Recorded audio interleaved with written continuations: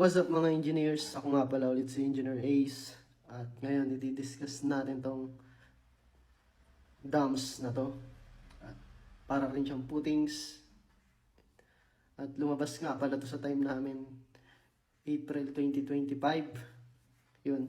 Halos nga parang eksakto yung data nito dun sa nakaraang past board exam. Halos lang, di ko sure kung parehas. Kasi that time, nung sa April 2025, sinunod ko agad yung sure ako. Isa to sa lumabas nun, nung April 2025. Kaya medyo tanda ko yung mga given. So, umpisa natin. Refer to the earth shown or dam shown in the figure. Binigay yung figure. Yan. Halos ano siya? Trapezoidal. Halos perfect ang ano niya dyan. Dimension. Halos. Unit weight. Y soil 17.3 kilonewton per cubic meter. So yung mga dimensions binigay. Yung A, which is 2 meters. And B, itong base, which is 14 meters. And yung H1 natin is binigay 12 meters. Ito. Yung H2 natin is 9 meters. Tapos may binigay na coefficient of friction. Yan yung mga binigay na given. So, ito yung mga tanong. Determine the following. Factor safety against overturning. Factor safety against sliding. Eccentricity. Yan yung napahanap of the reaction. Yan. So, bago natin umpisahan, meron itong mga formula. Itong factor safety against overturning. Ito. Yan. And factor safety against sliding. Ito. So, yung formula is ito. Righting moment to. Ito, overturning moment. Pag sinabing righting moment, siya yung nagpapatibay ng dam. So, ano yan? Yan yung mga weight pababa. Yan. Kumbaga dito sa figure. Yan.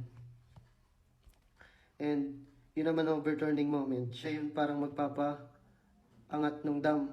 Which is yung parang sisira. So, yan. So, may force ito. Yan. So, ang tendency, aangat siya. Ganyan siya. Basta ganun.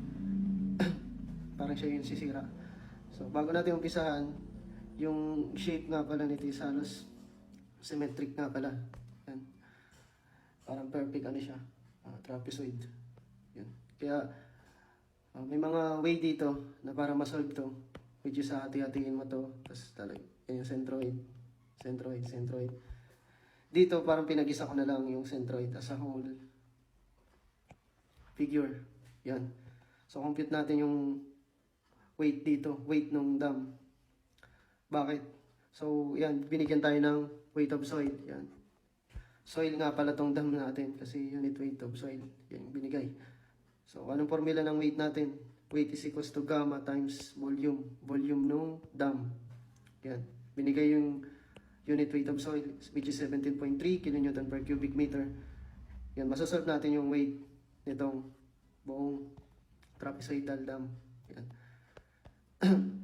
17.3 times yung volume nung ating dam, which is trapezoid. Which is ang formula ng area ng trapezoid is, area muna ito. 1/2 times 14 plus 2. Ito yan, each side, opposite side yan. 14 plus 2 times yung height niya, which is yung 12. Yan. Para maging volume times natin sa 1. Saan galing yung 1? Yan yung 1 meter strip. Imagine natin sa 3D. Parang may 1 meter siya dyan. Na strip. And yung weight natin is 1,660.8 kilonewtons. Meron na tayo nitong weight. Ito. Meron na tayong weight, which is ito. Yan. Ang gagawin natin is yan. Ano pa ba yung mga sasaluhin ng dam natin? Ito, may weight din to. Which is yung weight ng water. Kasi tubig to. Weight of water. Basta given yung figure dyan, kayo yung mag-analyze. So, bago natin makompute tong weight of water, compute muna natin tong mga dimension na to. Yan. Draw tayo dito ng line. Yan. Bakit? Kasi gagawin natin siyang similar triangle. Gagamit tayo ng ratio and proportion. Ito yung isang right triangle natin. Yan, hatiin natin. Which is ito 6 meters. Bakit? Kasi 2 to and 6 to. Pag pinag-add mo 14. So, symmetric siya. So, ito 6 meters. Ito 12 meters kasi hanggang doon sa taas. Ito naman, binigay yung dimension ng tubig, which is 9 meters. So, yan yung height niya. Ito is unknown. Kaya gagamit tayo dito ng ratio and proportion. Kasi similar triangle sila. Yan. Ito na lang yung gawin natin para mabilis. So, x, ito yan. X over 9, ito. So, dito naman, yung katumbas niya is yung 6. Ito, 6 ng x. And 12 naman dito sa isang triangle. Shape solve natin. X is equals to 4.5 meters. Yan. Technique ko nga pala dito para mabilis yung shape solve. So, tinataas ko, nilalagay ko sa numerator yung ano. Pwede din naman to 9 over x. Yan. Tapos 12 over 6. Kasi mas mabilis kapag nasa taas yung ano, pag siniship solve sa calculator. Itong z, kunin din natin. Itong distance.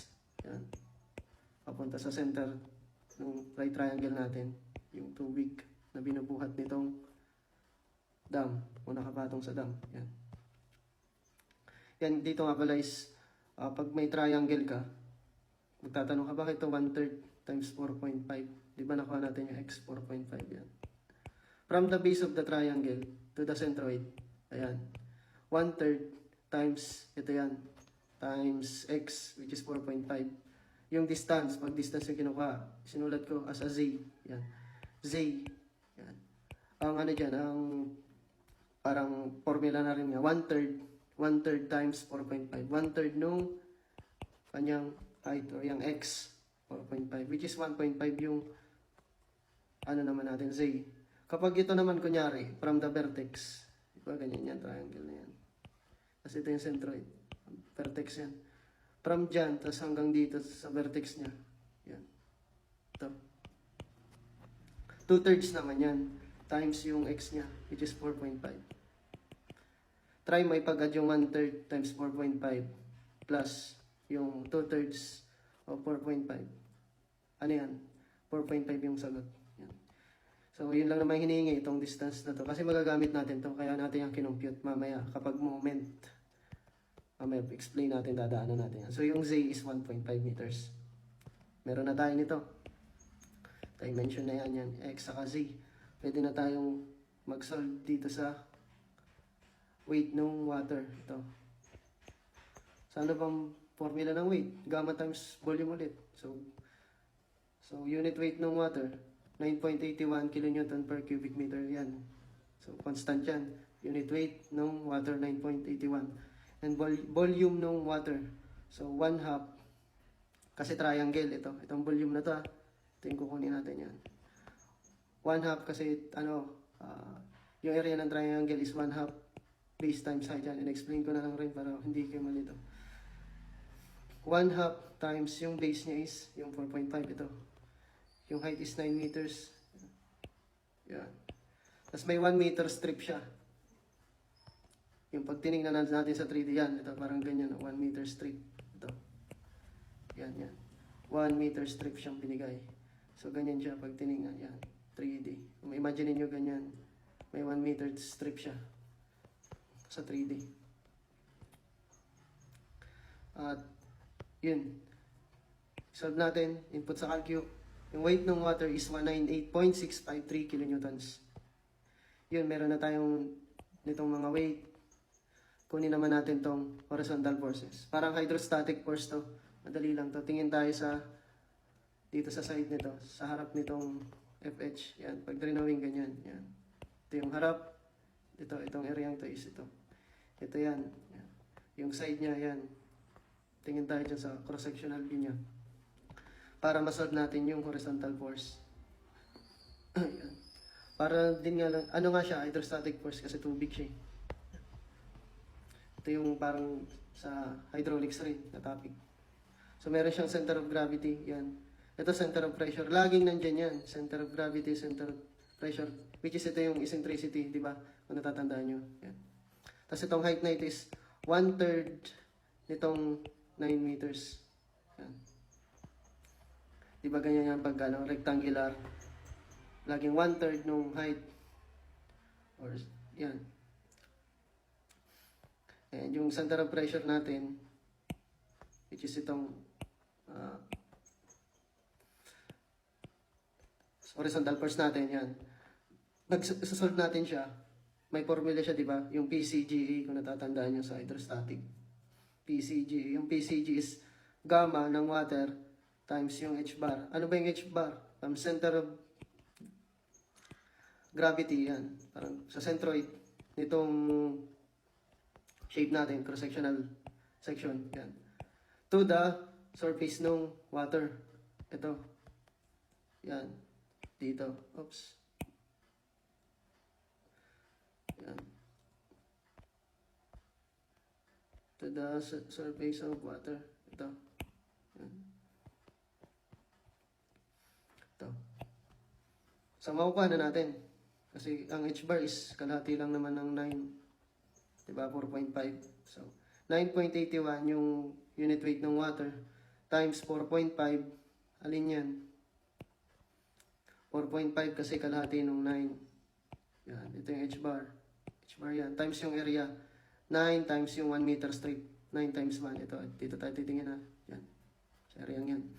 Which is yung horizontal force is 397.305 kilonewtons. Meron na tayo nito. Kompleto na yung mga external force. Yan. Yung mga weight pala. Yan. Tapos yung horizontal force natin. Makukuha na natin yung RMOM. Kasi ang pinapahanap is against overturning. Factor of safety against overturning. Yan. Ito. RM over OM. So yung writing moment nga natin is yung nagpapatibay para hindi siya umangat. Which is alin yun dyan? Ito. Itong mga force na to. Pa-counterclockwise.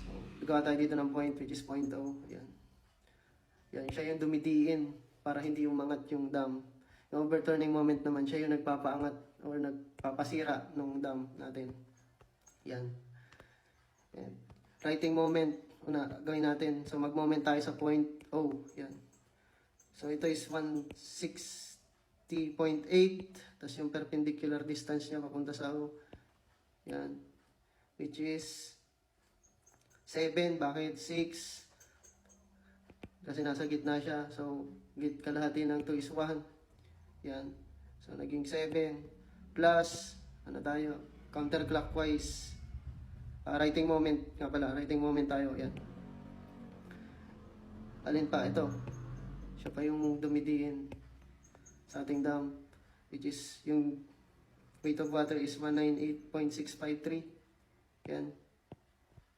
Yung perpendicular distance niya. Yan. Kasi mag-moment tayo. Yan. So, 14. Yan, 14 meters. Minus.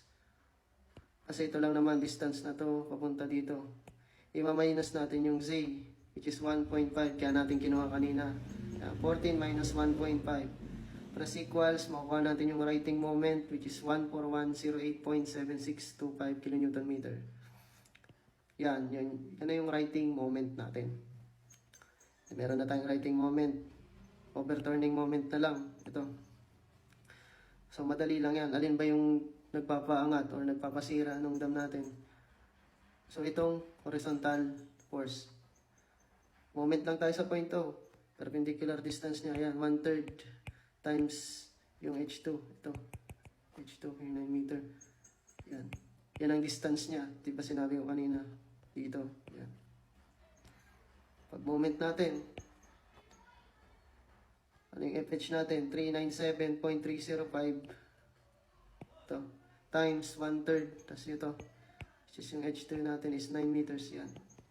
Equals 1191.915 kilonewton meters. Meron na tayo. So, makukuha na natin. Tingin lang tayo sa formula. Meron na tayong RM, meron na tayong OM. Yan. So, input lang natin, which is 11.837 yung sagot sa number 1. So, number 2 question na tayo. Ang tanong naman is factor safety against sliding. So, ito yung formula na yun. SS equals to mu times Ry over Rx. Which is binigay yung coefficient of friction. Sinabi yan, ito 0.45. Yan. So, kukunin natin yung Ry and Rx. So, ilagay na natin yung mga nakuha natin kanina, yung W, ito, weight of water, yan. Yan yung horizontal force natin. So, para makuha natin yung, papasa tayo dito sa formula, may involved na coefficient of friction. Yan.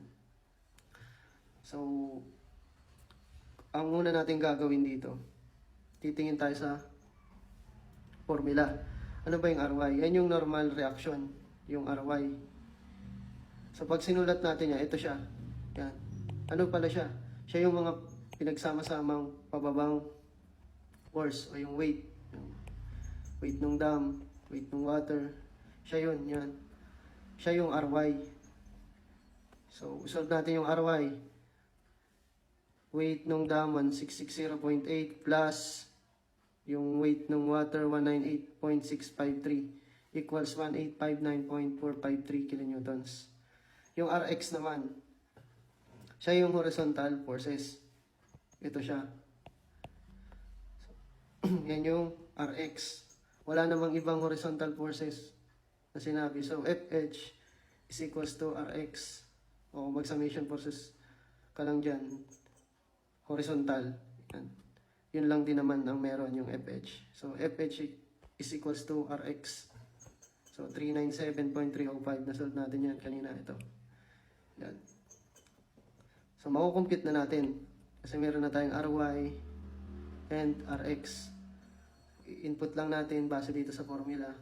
0.45 times yung Ry, which is yung normal reaction or normal force. Yan. Kung anong tawag nyo dyan. 1859.453 over 397.305, which is yung Rx. Ang sagot is 2.1. Next, ang pinapahanap is eccentricity of the reaction. Wala lang eccentricity kung ito lang mismo. So, yung normal reaction niya, dito yan sa gitna mismo. Yan. Kung yung ito lang W, yung given.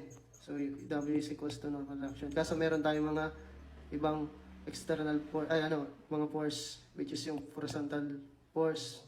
Kaya magkakameron tayo ng eccentricity dito sa ating NR. Laging ganyan tandaan nyo.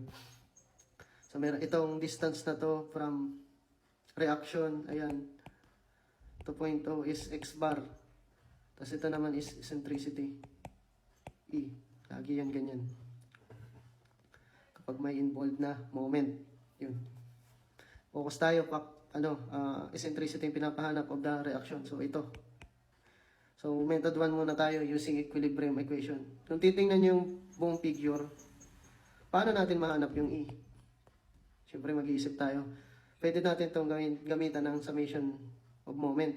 Magmo-moment tayo sa point O. Kasi meron naman tayo nito mga values. Yan. And meron din tayo mga distance papunta sa point O. So, ang wala lang is yung x bar. Yan yung magiging unknown natin pag nag-moment tayo sa point O. Okay lang, mahanap natin yung x bar. So, pag nahanap natin yung x bar, di may value na. Madali na lang.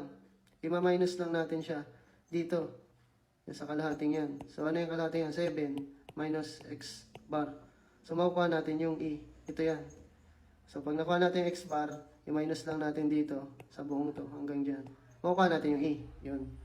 Yung target natin. So, magmo-moment muna tayo sa point O para makuha natin yung x bar. So, after ng x bar, madali na natin makuha si E. So, yan. So, summation moment at point O. Positive yung counterclockwise. Ito, mga counterclockwise. Ito naman yung mga clockwise. Pag ganun, papunta sa point O. Yan. So, 1660.8 times 7 ito. Punta sa point O. 7. 1 plus 6. 7. Plus, ito naman. 198.653 yung perpendicular distance niya. 14. Yan. Minusan natin nung 1.5 kanina na Z. Yan, na na-compute natin. So, ito yung matitira. Yan. Yan siya. Minus, doon naman tayo sa mga clockwise. Ito, 397.305 times 1/3 times na yan yung distance niya. At yun naman NR, nakuha natin yan. Ito yan, yung RY. Yan, 1859.453 times X bar equals 0. Ship solve natin, 6.947. So, makukuha na natin yung E. Meron na tayo nitong X bar. So, ito is 7, kalahati. 7 yan. I-minus lang natin X bar, makukuha natin yung E. 7 minus 0.6947, E is equals to 0.053 meters. Yun naman sa method 2, meron dito yung mga formula, using formula. Pero galing lang din sila dito. Tingnan nyo. Yung E is B over 2 minus X bar. Same na same, di ba? Kasi yung base nitong dam natin is 14. So, yung B over 2, 14 over 2, which is 7. Ito yan. Yung E, 7. 7. Yung minus yung X bar, which is ito. O yan yung parang formula niya. And meron yung formula rin ng X bar para makuha yung X bar. Yan, X bar. RMOM over RY. Writing moment minus overturning moment. Tapos yung RY na sinod natin, which is ito, NR. I-solve back lang natin. Ano ba yung writing moment? Kanina na-solve na natin yan. Sa number 1. Ito. 1410.108.7625. Ito yan. Yun naman overturning moment. Ito. 1191.915. Ito. Over RY. Ito. Na-solve natin kanina. Ito. 1859.453. Kung titingnan natin siya, ito siya. Ito yan. So, yung writing moment natin is ito. Ito. Ito, writing moment natin yan. Tingnan mo. Same yan doon. Yan, writing moment. And yung overturning moment naman natin, ito. Ito yan. Diba? Yan. Siya yan. Tapos itong RY, ito. Tapos yung X bar ito. Parang, pag transpose lang natin to, ganito yung kakalabasan. So, shortcut to. Ito, medyo shortcut para kung gusto mo madalian ito. Pero kung gusto mong sure, kung saan ka komportable, ikaw na bahala pumili. Ito, mas, para sa akin, mas sure to ka. So, depende pag input mo sa calcul, baka may kaligtaan kang data. Baka mamali. So, depende na lang yan sa'yo. So, same lang sila. So, yung X bar is equals to 6.947. Yan. Same sila. Yung E naman, apply natin to B over 2, yan. Minus 6.947. Which is yung E natin is 0.053 meters. Which is same.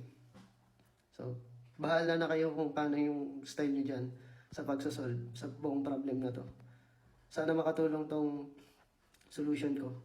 And yun lang, maraming salamat.